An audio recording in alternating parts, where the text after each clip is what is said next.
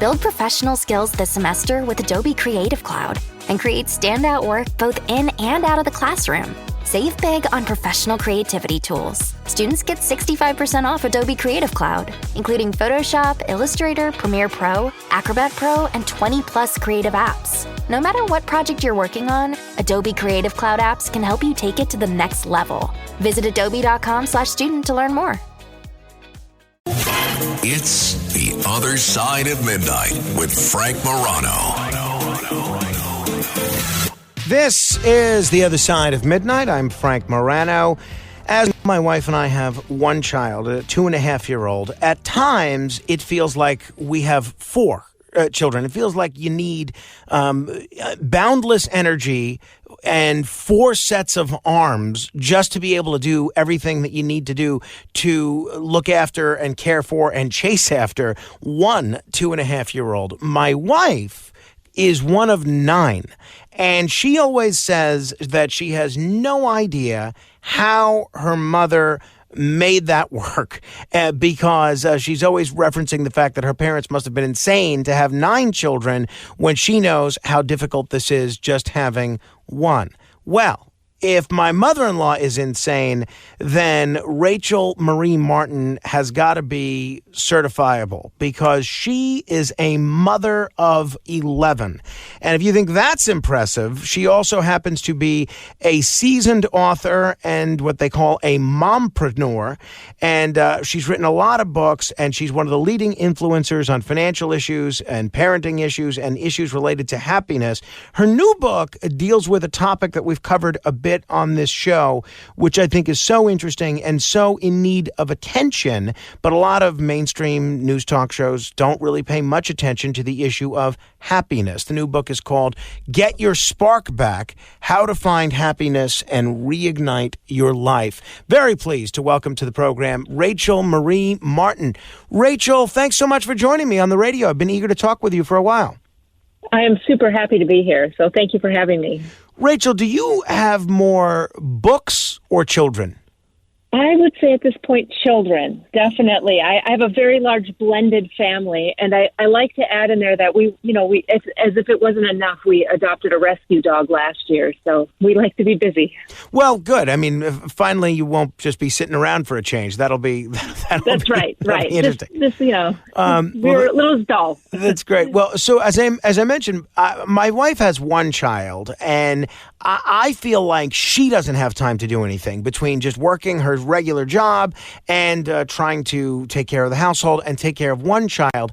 How do you, with not only the addition of the rescue dog, but the children and everything else, how do you manage to have time to do anything, to run businesses, to write books? How do you manage your schedule? That's a sincere question. That's not me being patronizing. Oh, no, I appreciate the question. I actually think it depends upon the season of parenting that you're in. My youngest now, he's going to be 15, and I definitely have a great deal more time than when I had a 2.5-year-old and when I had young toddlers and preschool age and all of that. So it's definitely a season, and knowing that when you have young kids, you're really devoted to taking time with them. I mean, keeping them alive. Don't put your hand on the stove. Don't run in the street. Don't put stuff in the outlets, all of that. So that is it. And then prioritizing. I am a person that likes to be busy. It's hard for me to sit still. So my downtime, my time where I think, it's spent in writing.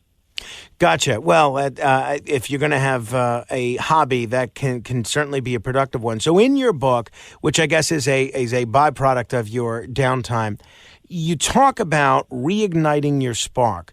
What do you think is the most common reason people lose their spark in the first place, and how can we prevent it from dimming again?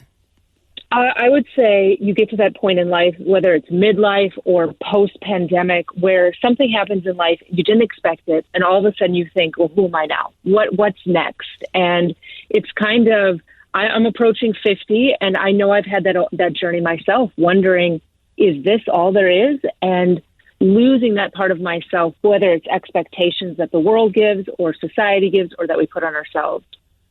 No, that's what a great attitude. What a great way to look at that. So you've navigated a lot of major life changes. If people don't know your story, you've dealt with divorce, estrangement, rebuilding your finances. You've even started a 7-figure business. How did these moments challenge your sense of identity, and which one do you think contributed the most to reigniting your spark? Well, the most challenging one to me probably was divorce. I don't think, and no one puts in their yearbook, it'll be really fun when I'm 40, I'm going to go through a divorce, the kids are going to hate me, my finances are going to fall apart. And yet there was that spot where I went through that. For me, reigniting my spark ultimately came during the pandemic time when my life had gotten a little bit back on track. Financially, I was happy, I was remarried, and I had time to think again. And then I thought, well, who am I now? I could see the reflection in the mirror, and there was all that fighter and all that feisty part, but I didn't know my own soul, my own story anymore. And that is the moment when I decided I have to figure this out. You mentioned the importance of leaning into uncomfortable thinking. What's a recent uncomfortable thought or belief you had to confront in your own life, and how did that affect you? One of my uncomfortable beliefs was it was hard for me to be above the radar, to be seen like, oh, who do you think you are? Or you should stay in this space. This is as good as it can be. And for me as a writer and an author, it meant pushing out of uncomfortable, doing things that I didn't expect, and traveling and kind of that whole talking about the book and talking about it. Whereas in the past, I probably would have shied away from it. And that uncomfortable, it's actually what moves the needle forward, is pushing through those spaces. In society, at least in American society these days, we glorify hustle and achievement. We glorify the supermom that works 2 jobs, then comes home and takes care of 5 kids, doesn't sleep. We glorify the corporate executive who still has time to coach Little League and run in the morning and attend all the parent-teacher conferences. That's what gets glorified. And it's not, basically people sitting around. How do you strike a balance between reigniting your ambition and not burning out in the process while you're trying to do everything? A very clever question, too, by the way, with the use of the word burning out. It's knowing the limits and actually giving yourself grace and permission to be still. And you're right. There is such a hustle culture where you can get going so fast that you lose sight of, that's where I lost sight of who I was. It was in the hustle, and I had to learn to step back from the hustle and start to listen to who I was, what I love to do, take the breaks unapologetically, saying, you know what, I'm just going to walk right now, or no to that being busy right there.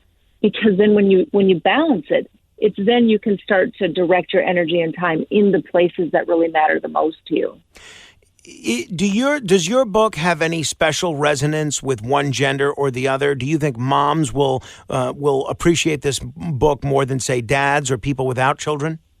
Ooh, tricky question. I always say, because people ask me, well, how come you don't write to dads? And I say, well, I write from the perspective of a mom. And I write from the perspective because I don't want to assume I know what the story is like. However, with this book, I do believe that the universal that kind of spark or that midlife moment of wondering what's next or what do I want to do, it's a universal thread.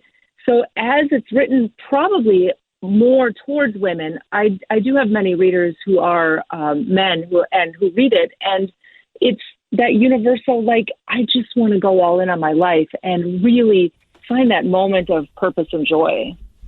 In your book, you encourage readers to master the art of wondering, which I just love. Mm-hmm. And that's one of the real joys that I have about doing this job and getting to talk with people that I'm curious about learning about, like you. How can we cultivate a habit of wondering and curiosity in a life that is filled, for everybody, with routines and responsibilities? Well, you just have to watch kids. You'll notice that in your own journey is kids are the masters at wondering. They ask why all the time, and they're, why can't I do this? And they wonder, and they think that they can do anything. And as we get older, the expectations, the practicality of life kind of stifles the wondering. But wondering is that moment where you just think, what would happen if I try that? What would happen if I try that class, or I change my routine, or I'm going to drive home a different way? And when we start to wonder, we open up new passageways, new channels, new ways of thinking and seeing the world from a different perspective. And when you start to see it from a different perspective, then all of a sudden you start to see that, wait a second, there's another option I could do. At 30 minutes after the hour, this is The Other Side of Midnight. My guest is Rachel Marie Martin. Her book is Get Your Spark Back, How to Find Happiness and Reignite Your Life. One of the concepts that you write about, Rachel, is reframing our relationship with money. In your own life, what was the turning point that helped you shift from survival mode to a mindset of, security and opportunity? If you're having problems with your septic system and you're tired of spending so much money each year to have it pumped, then SeptiClean is the answer for you. SeptiClean is an advanced specially formulated blend of bacteria used in the treatment of home and commercial septic systems. The breakdown of waste in your system relies on biological activity of naturally occurring bacteria. SeptiClean restores the natural biological process in your septic system and boosts the existing biological activity. SeptiClean is completely safe on all plumbing and can help prevent expensive emergencies in pumping. SeptiClean has approximately 6 to 100 times the bacteria count of other leading off-the-shelf brands in a 1-year supply. SeptiClean comes in a water-soluble pack, which you flush down the toilet once a month with no mess or stress. Save time, money, and maintenance on your septic system. Find SeptiClean at Emporium True Value Hardware on Main Street in Sag Harbor, or visit micro-tab.com. That's micro-tabb.com. Micro-tabb.com. Parents of tweens, if you're familiar with far-off drop-offs... Dad, stop, right here. Or get DMs about what's for dinner, you may be experiencing tween milestones. For your son or daughter, these can start at age 9. HPV vaccination, a type of cancer prevention against certain HPV-related cancers, can start then too. For most, HPV clears on its own. But for those who don't clear the virus, it can cause certain cancers later in life. Embrace this phase. Help protect them in the next. Ask their doctor today about HPV vaccination. Brought to you by Merck. Experience a progressive lens engineered with AI from Essilor, powered by individual measurements of your visual behavior. A lens personalized to you by an Essilor expert. Discover Verilux XR Track and enjoy instantly sharp vision in motion and seamless transitions from near to far. Find your local Essilor expert today at Essilor.com. Shopping is hard, right? But I found a better way. Stitch Fix online personal styling makes it easy.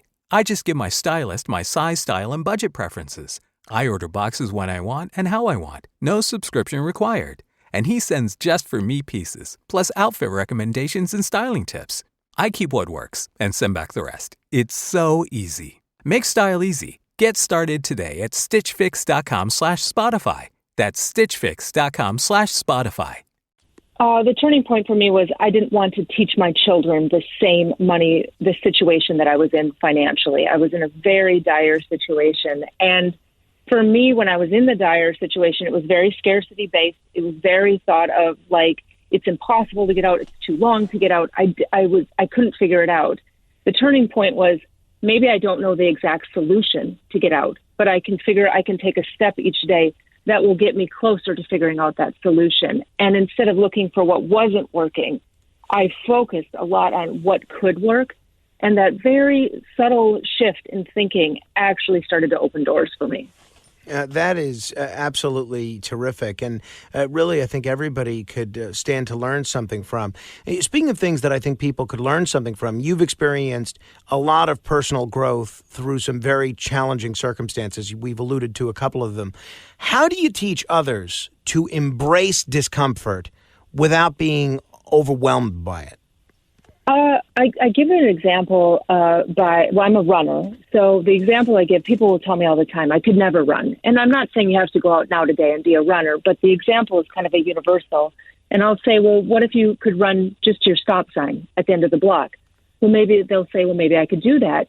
And then I said, well, what about it the next day if you could maybe run 5 feet beyond it? And then after a month of running another additional 5 feet, pretty soon running to the stop sign will seem like nothing. I think we get the discomfort and the uncomfortable because we think, I'm going to be a runner, I have to run a marathon, versus being okay with, I'm going to be a runner and today I'm running to the stop sign and getting a little bit farther, because it's in the uncomfortable that we stretch that kind of elasticity and we're allowed to carry on and do harder things. But if you're staying in, if it's too uncomfortable, I should stop, I'm not good enough for it, then it's very hard to grow. Versus when it feels a little bit uncomfortable, like the burn after a workout or whatever it is, you're making progress. And instead of shying away from it, it's like, okay, I'm doing something that's moving me in the right direction. You talk about, in the book, creating a soul map. Can you describe what that is exactly?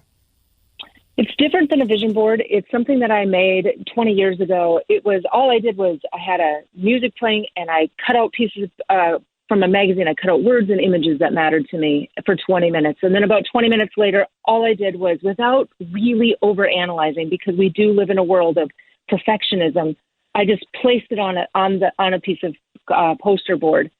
And then after I was done with that, I just looked at it and I wondered. And I like the soul map because it allowed me to see things from a perspective without the structure. All of a sudden, images and words that seemed to be unrelated made sense to me. And for me, the soul map is that little glimpse into the part that we shut down so often. Oh, that's not important to you, or that dream seems too big. And it allows us to get a glimpse into the stories of what our passions are or who we're created to be. You have one portion of the book where, early on, which really resonated with me, because you go through all the list of things that people will someday do. Someday I'll learn to play the piano. Someday I'll take that painting class. Someday I'll start running. Someday I'll learn to swim. And I feel like I do that a lot. I have a boundless list of some days, even just television shows to watch. I maintain a list of shows on my phone that I'm going to watch when either I'm independently wealthy or unemployed. By the way, if you're just tuning in, this is The Other Side of Midnight. I'm Frank Morano. We're talking with Rachel Marie Martin. So you emphasize in the book the importance of setting audacious goals. What's one audacious goal you're still working towards? And how do you stay motivated when the spark might do a little flickering along the way? Well, my audacious goal is to run a marathon as a runner. That's a huge goal for me. I've run many other things. And how do I stay motivated? Here's the deal, is everybody stops and starts. And even right now I'm doing this book tour and talking about it. So my running has tapered off again. Sticking to it means that I have the audaciousness and the grit and the courage to say, you know what, I'm going to start again where I was, pick it up, accept that I'm going to be a little bit slower, it's going to be uncomfortable, and keep going.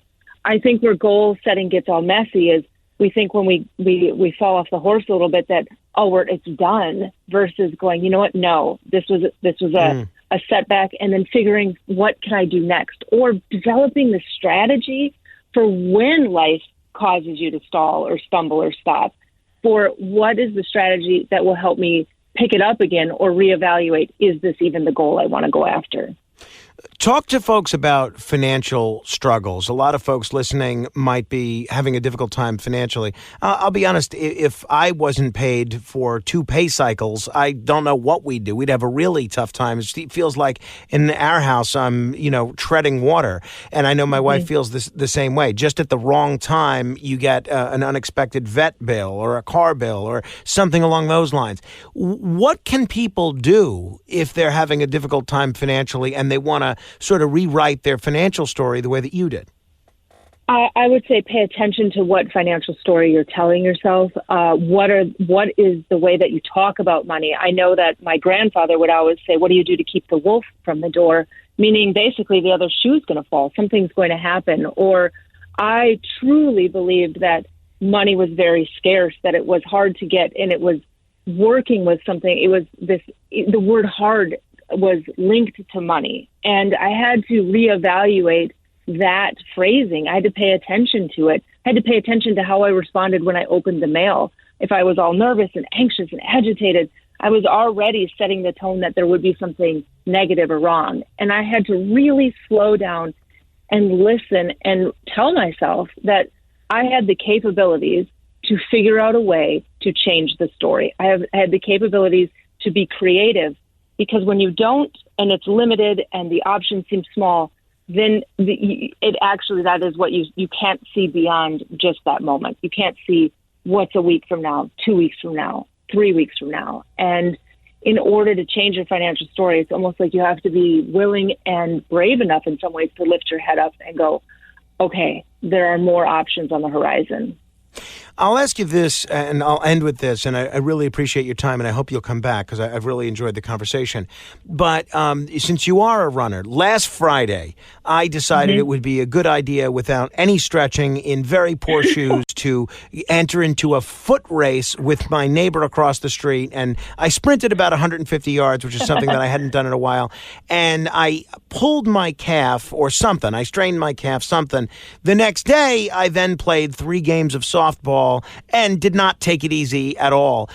My wife is a little concerned at the level of swelling around my calf and the fact that I am not able to really put weight on it. A lot of folks are saying, oh, right, no, it's just a tear. If you go to the doctor, they're going to tell you just to rest it and elevate it. As someone that's probably experienced some running injuries, and I think your husband is a runner as well, what's your view in terms of how I should handle this calf situation? Well, I am not a doctor, so I'm going to put that out there first. But I would say that if it's causing you quite a pain, you probably should get it checked out. You could have certainly done something to it, and I have had many injuries with my calf, and I will tell you that take care of yourself first. I always tell people that you have to take care of it. If there's swelling and pain, maybe ice rest it, and if it doesn't go away, check it out with that doctor. All right. Rachel Marie Martin, the new book is Get Your Spark Back, How to Find Happiness and Reignite Your Life. Rachel, thanks so much for coming on. I hope we can chat again. I'd love it. Thank you for having me. Thank you. If you want to learn more about what Rachel's up to, you'd find her on Facebook at Finding Joy Blog, just spelled out exactly like that. If you want to comment on any portion of our conversation, you can give me a call at 646-720-0635. That's 646-720-0635. This is The Other Side of Midnight. Straight ahead. If you're having problems with your septic system and you're tired of spending so much money each year to have it pumped, then SeptiClean is the answer for you. SeptiClean is an advanced specially formulated blend of bacteria used in the treatment of home and commercial septic systems. The breakdown of waste in your system relies on biological activity of naturally occurring bacteria. SeptiClean restores the natural biological process in your septic system and boosts the existing biological activity. SeptiClean is completely safe on all plumbing and can help prevent expensive emergencies in pumping. SeptiClean has approximately 6 to 100 times the bacteria count of other leading off-the-shelf brands in a 1-year supply. SeptiClean comes in a water-soluble pack, which you flush down the toilet once a month with no mess or stress. Save time, money, and maintenance on your septic system. Find SeptiClean at Emporium True Value Hardware on Main Street in Sag Harbor, or visit micro-tab.com. That's micro-tabb.com. Micro-tabb.com.